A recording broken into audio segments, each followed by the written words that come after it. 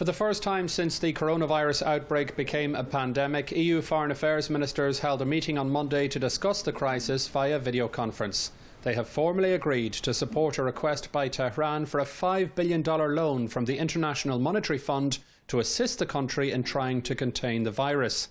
After chairing the video conference, EU Foreign Policy Chief Josep Borrell also had this to say. The only thing that the European Union can do is to keep alive the nuclear deal and provide humanitarian help, and to make clear to any operator that participating on this humanitarian supply of goods and services are not under the American sanctions. Closer to home, the EU has plenty of its own problems. A number of neighbouring member states within the 27-country bloc are closing their borders. Essential medical equipment and also food are not getting to where they need to be. Our supply chains in Europe are closely integrated. This weekend we had some crossing points with more than 40 kilometers of queues.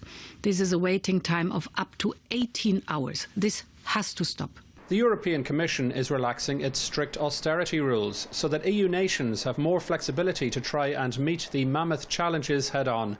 A huge number of people have already lost their jobs. The longer they are out of work, the more dire this situation becomes, according to experts. Unemployed people are gradually losing their skills, and also they are losing their ambitions to be in the workforce.